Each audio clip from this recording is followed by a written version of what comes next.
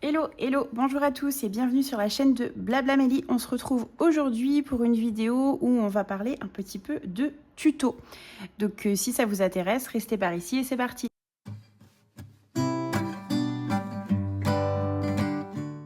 Donc coucou, moi c'est Amélie, vous êtes sur la chaîne de Blablamélie et je reviens aujourd'hui pour vous montrer un petit tuto. Vous avez été nombreux et nombreuses à me poser des questions sur les formats intercalaires, tracker, etc. Donc je vais vous montrer la différence et surtout après je vais vous montrer un petit tuto pour réaliser vous-même votre enveloppe tracker pour mettre dans votre classeur. Alors, on regarde ensemble. Donc là, c'est mon classeur, je l'ai adapté pour la vidéo pour vous montrer un petit peu ce qui était possible. Donc dans un premier temps, vous avez le format intercalaire. Donc là, vous voyez, ça rentre parfaitement dans mon classeur. Alors, le seul petit inconvénient sur celui-là, vous voyez, c'est que quand je ferme, il est légèrement trop grand. Ce qui fait que tous les nouveaux que j'ai mis là sur le drive ou qui sont accessibles sur la boutique, je les ai un petit peu raccourcis de façon à ce que ça ferme un peu mieux et ce que ça ne soit pas endommagé. Voilà, mais donc vous avez tout simple, là, le petit intercalaire, d'accord, avec écrit alimentation. Derrière, le dessin, un tableau, ce que vous voulez, mais voilà le principe, ok? Donc derrière, par contre, vous ne pouvez pas mettre vos billets, vous ne pouvez pas mettre votre argent, vous êtes obligé de mettre une enveloppe. Donc moi, là, j'ai mis une enveloppe toute simple, où dedans, je peux glisser des choses. Premier élément. Deuxième élément, ça va être de stocker directement, alors hop, je vais vous l'enlever pour que vous voyez mieux, dans une pochette. Par exemple, là, dans la petite pochette, j'ai mon tracker, ici, shopping, et derrière, j'ai mis les billets correspondants. Comment ça fonctionne? On va venir prendre le tracker, le retourner et compléter le tableau au fur et à mesure. Quand on vient prendre de l'argent, vous n'êtes pas obligé d'avoir le petit tracker derrière, vous pouvez le prendre avec ou sans. Voilà, donc ça, hop, à glisser à chaque fois dans l'enveloppe, ce qui fait que dès que vous prenez de l'argent, vous sortez ça, vous remplissez et c'est fait. Donc, ceux qui sont sur le drive ou ceux qui sont proposés sur la boutique, c'est un qui est sur le drive et qui est aussi sur la boutique, ça rentre parfaitement dans une enveloppe. D'accord, c'est le bon format. Et le dernier élément que vous pouvez faire, et surtout ça c'est pratique parce que vous pouvez le faire vous-même, c'est une enveloppe que vous allez fabriquer vous-même. Vous voyez, elle est complètement plastifiée. Et à l'intérieur, on voit les billets que j'ai. Là, j'en ai pas mis, mais ici, vous pouvez mettre un tableau de suivi. Et vous allez pouvoir vous-même mettre l'argent dedans. Vous voyez, ça tient bien. Et ça va être adapté au format de votre classeur. Et c'est cet élément-là que vous avez souvent du mal à réaliser par vous-même. Moi, c'est pas le format que je préfère. Je trouve que on peut mettre les designs qu'on veut, mais je trouve pas ça hyper esthétique personnellement. Moi, je sais que je suis fan des intercalaires tout simples avec une enveloppe derrière. Mais ça dépend des goûts de chacun. Mais voilà, donc celui-là, c'est le dernier et c'est celui que je vous propose de retrouver en tuto. Donc, écoutez, on se retrouve juste après. C'est pour ça qu'on est dans un petit décor pas pareil que d'habitude. C'est parce qu'on est plus côté atelier. En fait, derrière moi, il y a mon bureau que vous voyez d'habitude. Et là, c'est plus le côté atelier. Hop, je peux vous montrer. Il y a des choses, voilà. C'est quelque chose de très simple. Mais c'est ce qui me sert quand je dois fabriquer des choses. Donc voilà, écoutez, c'est parti. On se retrouve. Je vous prends en voix off et on se retrouve à la fin pour faire le bilan de tout ça. Allez, on y va. On se retrouve du coup ensemble sur l'ordinateur. Donc vous voyez, j'utilise le logiciel Canva. Je viens faire créer un design et je viens mettre des dimensions personnalisées. Alors moi, j'ai envie que mon futur design fasse 8,5 par 16. Donc si je prends le recto et le verso, je multiplie par 2 et ça me fait bien 17 par 17. Attention de bien choisir centimètres quand vous allez le faire. Et moi, je préfère verrouiller comme ça. Je suis sûre que ma feuille ne va pas bouger. Voilà, donc ça nous donne ça vous donne une petite page. Alors, je triche, je vais aller récupérer le design que j'ai fabriqué en avance, mais je vais vous montrer aussi comment faire. Par exemple, imaginons que vous vouliez mettre un motif fleuri. Je tape fleur sur la petite barre sur le côté. Donc, on va dans éléments, on tape fleur. Et là, vous pouvez aller par exemple dans photo et vous pouvez aller retrouver le design qui vous plaît ici.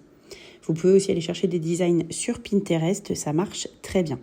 Moi, du coup, je l'ai copié tout à l'heure, donc là, je le colle. Je viens coller le design que j'avais déjà créé et derrière, je viens le positionner. Alors, celui-là, c'est pile la dimension, mais pour vous montrer un exemple, en fait, je vais venir l'agrandir pour être sûr, en plus, qu'il prenne bien tout l'espace. Et vous voyez, hop, l'avantage de Canva, c'est que pour le placer, il va vous dire automatiquement quand est-ce que vous êtes au centre. Donc là, j'avais bien les 2 petites lignes. Alors, je fais la même chose de l'autre côté. Je viens le prendre et je viens le positionner. Hop, alors je cherche où est le milieu. J'attends qu'ils me le disent. Voilà, là, ça a l'air pas mal. Ok, on est parti. Une fois que ça c'est fait, je viens verrouiller pour ne plus que ça bouge. Ah, par contre, là, il y a un petit souci. C'est pas l'un et sur l'autre, donc je vais venir déverrouiller. Je vais replacer correctement. Voilà, jusqu'à ce qu'il me montre la petite ligne.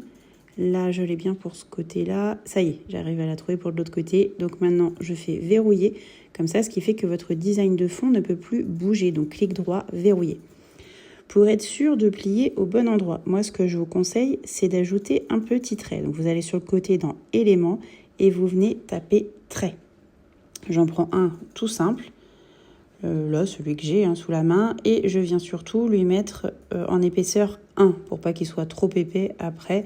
Vous n'êtes pas obligé de le laisser en noir, vous pouvez le mettre en gris très léger de façon à ce qu'il apparaisse un petit peu, mais pas beaucoup. Là, on vient le faire monter jusqu'en haut et le faire descendre jusqu'en bas. Voilà, et ça, ce sera pile ma ligne de coupure. Maintenant, il va falloir ajouter un titre. Donc pour ça... Ah non, pardon, ouais, d'abord le triangle. Alors le triangle, je viens le prendre, je viens le mettre en blanc puisqu'il sera découpé, donc ça sert à rien que mon imprimante elle imprime de la couleur. Donc je viens le tourner. Ce petit triangle, en fait, il sera découpé par la suite et c'est lui qui va vous permettre qu'on voit vos billets à travers votre enveloppe. Voilà, donc il faut faire attention de bien aligner la petite pointe avec le bord de votre design et après de voir si vous voulez plus ou moins grand. Donc là, j'agrandis un petit peu, je remets, je fais attention que la pointe arrive toujours bien au bout. Voilà, là, c'est pas mal. Donc là, une fois que ça c'est fait, on va venir ajouter un titre. Donc pour ça, je vais venir choisir dans éléments sur le côté, je vais aller dans titre et je vais faire afficher tout. Alors là, je suis descendue exprès pour que vous voyez des modèles. Il y en a vraiment, vraiment beaucoup. Alors après, moi, je suis sous Canva Éducation, donc forcément, j'ai beaucoup de modèles. Si vous avez Canva Pro, il y en a pas mal aussi. Mais voilà, là, vous en avez des centaines et des centaines. Donc, on va continuer. Allez, lequel on prend qui reste dans le thème, celui-là, ça a l'air pas mal. Allez, on va essayer. Hop, je le rétrécis pour qu'il soit à la bonne dimension. Je le tourne. Faites attention de bien placer votre titre sur votre page de droite, puisque c'est celle qui sera devant pour qu'on voit vos billets. Vous voyez, là, il me propose de le placer, mais sauf que si c'est ça, c'est centré sur toute la feuille. Moi, je veux pas. Donc, je le centre à vue d'œil.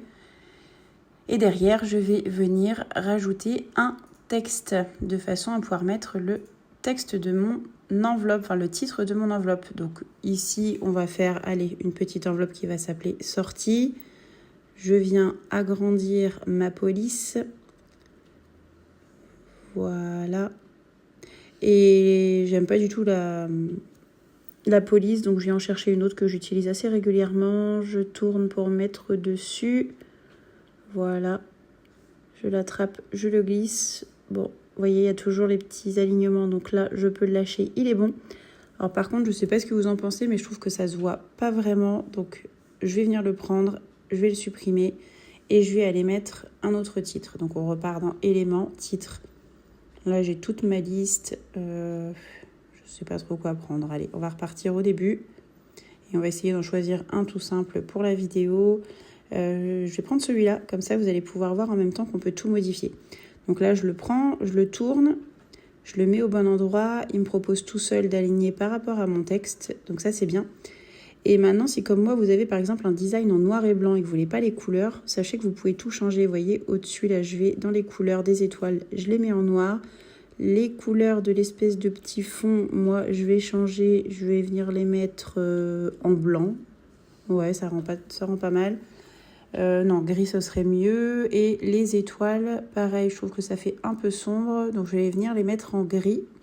Et pour info, vous pouvez aussi prendre là avec la petite pipette une couleur déjà existante pour que ça ressorte bien avec votre design. Voilà, une fois que c'est fait, on fait fichier, télécharger. Je viens sélectionner un PDF, comme ça je suis sûre qu'il n'y a pas de choses qui se déforment, dans impression et je vais pour imprimer dans une bonne qualité. Vous allez voir, il y a impression pour PDF pour impression.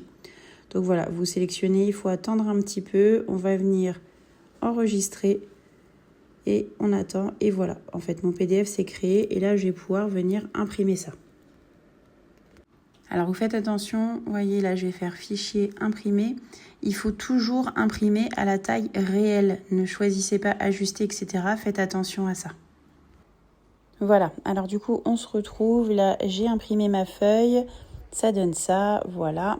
Donc, je viens découper avec le massicot. Si jamais vous n'en avez pas des ciseaux, ça fait très bien l'affaire. Donc là, pas de surprise, on vient découper les bords. Donc, hop, j'ai découpé sur la droite. Maintenant, je viens découper la partie haute de mon design. Je fais attention d'être bien aligné. Quand c'est le cas, je découpe. Pareil de l'autre côté. Donc encore une fois, hein, si vous avez des ciseaux, ça fait très bien l'affaire. C'est juste que franchement, là, le massicot, en fait, je règle bien et après, je découpe en une fois. C'est aussi avec ça que je découpe après tous les intercalaires, enfin tous les produits finis. Je vous ai fait un petit réel par rapport comment bien plastifier sans avoir de bord, etc. Donc voilà, c'est le même principe. Là, je viens découper ma feuille. Alors, une fois que c'est fait, on va la plier en deux. Alors, moi, c'était un carré, donc c'était pas très compliqué. Hein. Il faisait 17 par 17 au début, je vous avais dit. Mais si jamais vous avez un doute, vous suivez la petite ligne que vous avez fait. Et là, grâce à la petite ligne, moi, je me rends compte que ça ne va pas. Donc, je viens le repositionner correctement. Alors, on va forcer un petit peu, hein, c'est pas très grave. Voilà. Une fois que, hop, je force, j'insiste un peu. Voilà. Voilà, donc vous venez plier. Comme ça, en fait, c'est prêt. L'intérêt de faire ça, c'est que vous allez pouvoir glisser vos billets à l'intérieur et vous allez pouvoir avoir votre petit tracker derrière. N'oubliez pas, si jamais vous avez positionné comme moi ici un triangle de façon à voir ce qu'il y avait dans votre enveloppe, à venir le découper. Vous voyez, là, j'ai pas fait au massicot parce que c'est un peu trop compliqué, donc je viens le faire avec des ciseaux tout simplement.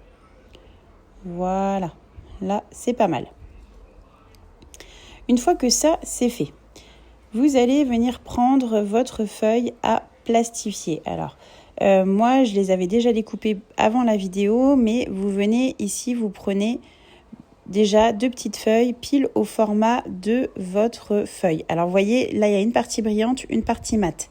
Il faut venir mettre les 2 parties brillantes, attention, c'est super important, l'une contre l'autre, et vous venez mettre à l'intérieur de ce que vous venez de faire.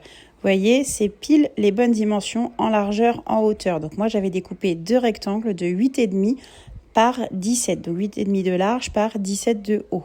Et je rappelle, les 2 fesses brillantes, l'une contre l'autre au milieu. C'est vraiment, vraiment important pour la suite. Donc là, vous les placez correctement. Vous faites attention, même si ça prend un petit peu de temps comme moi ici. Et derrière, vous venez prendre votre le reste en fait de ce qui va vous servir pour faire votre intercalaire. Moi de mémoire, mes intercalaires doivent faire 10,5 de largeur par 18 de hauteur. Voilà, vous centrez bien ici, enfin vous mettez bien pour que ça soit au bord parce qu'il va pas falloir que ça soit pris. Donc gâchez pas du plastique, etc. Mettez bien au bord et derrière vous venez en fait aligner. Donc je répète, il vous faut 2 petits morceaux pile à la dimension de votre design et après ici un morceau à la taille en fait de votre futur intercalaire. Donc moi c'était, je rappelle, 18,2 par 10,5. Quand ça c'est fait, hop, je prends l'ensemble et je viens le mettre à la plastifieuse. Voilà, alors voilà ce que ça donne, hein. On va mettre un petit peu d'accélération de façon à vous éviter cette période.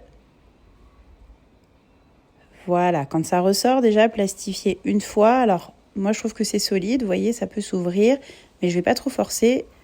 Moi, perso, je préfère toujours le plastifier 2 fois. Donc, en fait, je remets à la machine une 2e fois, histoire que la colle est bien prise partout et qu'elle est bien chauffée, que ça soit bien pris et que ça ne s'enlève pas surtout. On attend. Voilà, donc voilà ce que ça donne. Ici, au niveau des jonctions, en fait, ça va peut-être vous faire des légères petites bulles. C'est pas très grave, hein, au niveau ça marchera très bien. Moi, je sais que j'aime bien que ça soit bien fait. Donc, souvent, je viens prendre une petite règle comme ça. Et je viens aplatir les coins, histoire de... Vous pouvez aussi le faire entre les 2 plastifications. En fait, une fois que la première est sortie, Vous venez bien aplatir ici et vous venez repasser en plastification et ça vous fera un rendu encore plus net que le mien. Voilà ce que ça donne. Allez, du coup, on se retrouve en direct. Donc voilà, ça donne ça, là, ma petite enveloppe, vous voyez. Donc il y a bien ce que j'ai fait tout à l'heure, sorti. Voilà.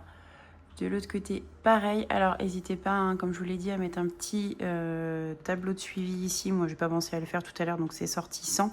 Mais ce sera plus facile. Moi, ce que je fais à chaque fois, pour que ça soit plus joli, c'est que je viens arrondir mes petits angles.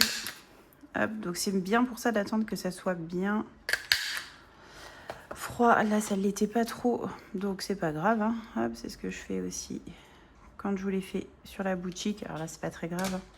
Voilà, de l'autre côté, on va faire un tout petit, juste histoire que ça fasse pas mal. Celui-là était déjà bon.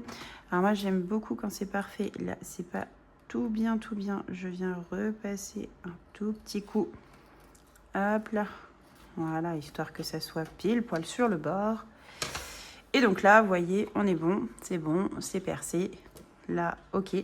J'ai pris un billet pour vous montrer. Et en fait, hop, on peut directement glisser dedans. Alors après, à vous d'adapter le triangle que vous mettez. Soit vous le mettez comme ça, soit vous le mettez plus ou moins gros de façon à avoir plus ou moins. Mais voilà, et ça vous fait bien en fait une enveloppe qui est quand même solide. Hein, on peut s'en servir, il n'y a pas de souci. Elle est résistante. Les billets peuvent facilement aller dedans. Et du coup, je vous montre, hop, boum, c'est tombé, c'est pas grave. Avec mon petit classeur, hop, ce que ça donne. Je mets dedans, c'est le même format. Hein. Et voilà. Et ça vous fait là vos trackers, si vous voulez, sortis. Après, ici, moi j'avais pris cette taille-là, mais n'hésitez pas. Vous voyez quand même, là, je vais zoomer. Là, ça fait un petit peu juste. Si vous voulez aller plus loin pour arriver au ras des petits trous, bah, c'est à vous de voir. Mais voilà ce que ça donne. Bah, écoutez, j'espère que ce tuto vous aura plu. N'hésitez pas à me le dire et on se retrouve très bientôt. Salut!